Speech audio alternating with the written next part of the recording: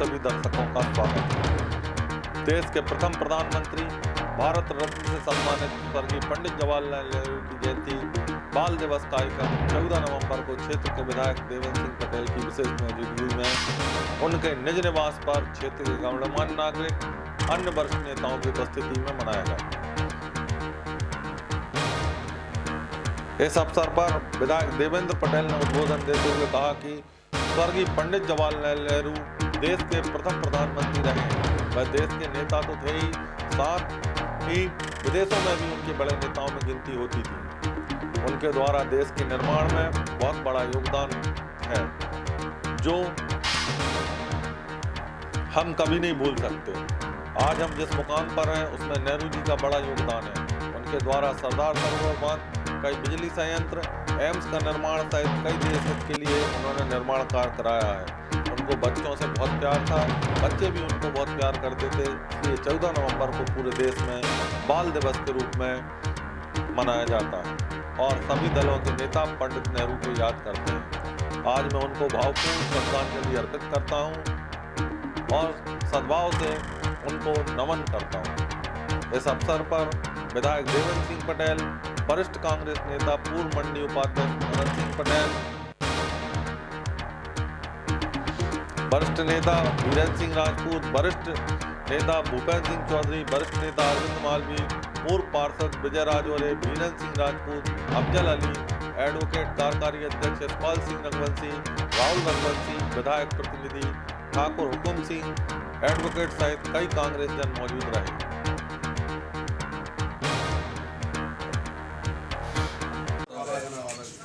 देश जो अंग्रेजों की गुलामी के जंजीरों में जकड़ा हुआ था, उस गुलामी की जंजीरों में से मुक्त कराने के लिए 1947 में हमारा देश स्वतंत्र हुआ और हमारे प्रथम प्रधानमंत्री जवाहरलाल नेहरू इस संविधान जो कि भीमराव अंबेडकर ने जो संविधान बनाया था, उस संविधान के प्रथम प्रधानमंत्री हमारे इस देश के प्रधानमंत्री चाचा नेहरू।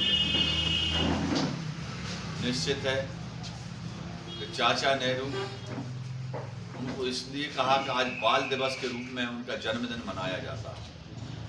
बाल दिवस जो है, क्योंकि बच्चे ही किसी भी देश की, किसी भी संस्कृति की, किसी भी समाज की रचना के लिए बच्चे एक ही बहुत महत्वपूर्ण होते हैं। वो देश के निर्माता होते हैं।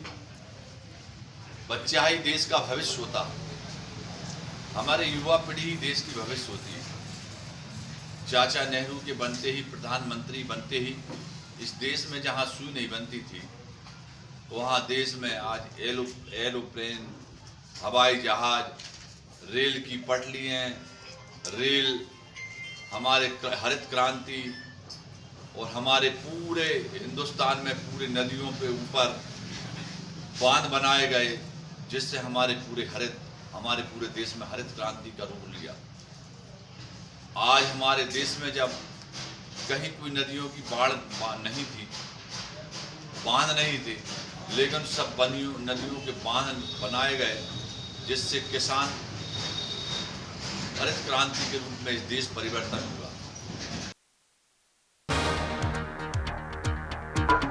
रेला साहिब जन कल्याण समिति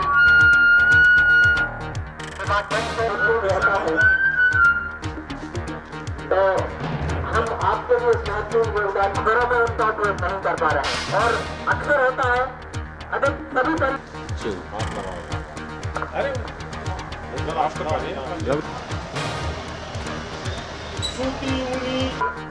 रेला साहिब जन कल्याण समिति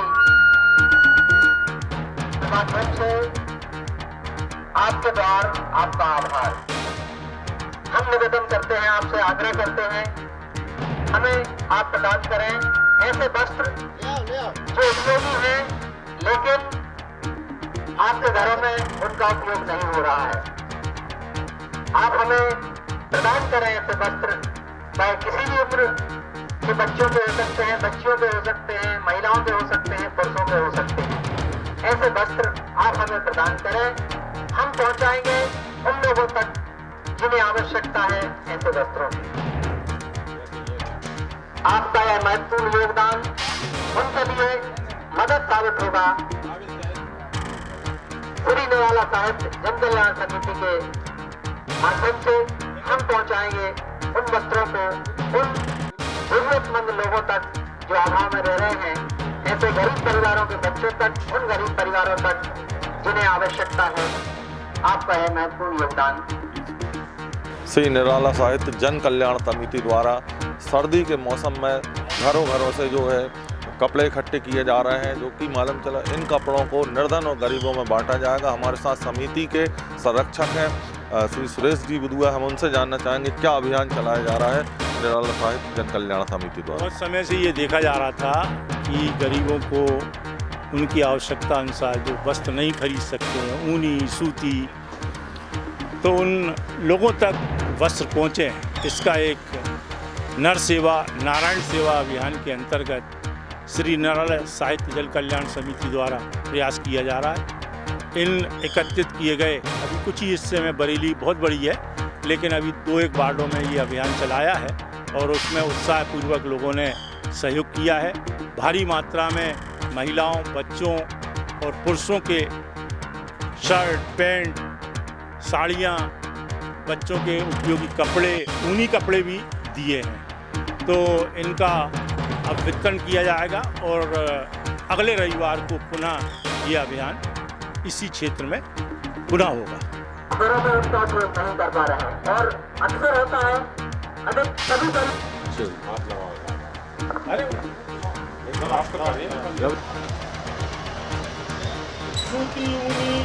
हमारे साथ समिति के अध्यक्ष श्री साहब सिंह जी धाकड़ हैं, वो भी बताएंगे क्या अभियान, किस तरीके का अभियान ये निराला साहित्य जन कल्याण समिति द्वारा चलाया जा रहा है और इन जो घर घर से जो है इस अभियान के तहत जो कपड़े एकत्रित किए जा रहे हैं उनका क्या किया जाएगा, क्या प्रारूप बनाया गया।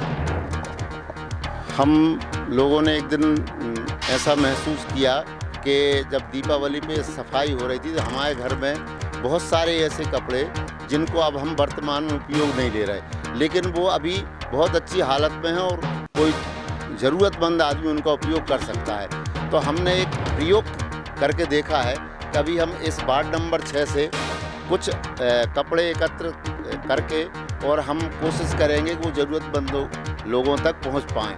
और यदि हम इन कपड़ों को जो आज हमने इकट्ठे किए हैं, ये भी बहुत बड़ी मात्रा में इकट्ठे हो गए हैं, अगर इनको हम ज़रूरतमंदों तक पहुंचा पाए तो हम फिर पूरी बरेली में इस तरह का अभियान चलाएंगे और उन कपड़ों को लोगों तक पहुंचाने का प्रयास करेंगे हम। तो जैसा कि इन्होंने बताया कि निराला साहित्य जन कल्याण समिति द्वारा ये सर्द के मौसम में घरों घरों से जो है कपड़े एकत्रित किए जा रहे हैं और गरीबों में बांटने की जो योजना बनाई गई है और इसी तरीके से ये अभी इनका प्रथम प्रयास है। धीरे धीरे ये नगर बस्ती में और भी जगह जाएंगे और लोगों के घरों तक पहुंचकर इन वस्त्रों को एकत्रित कर गरीबों में वितरित किया जाएगा। सिटी बीट न्यूज़ के लिए कैमरा पर्सन गोविंद सोनी के साथ प्रदीप धाकड़, बरेली।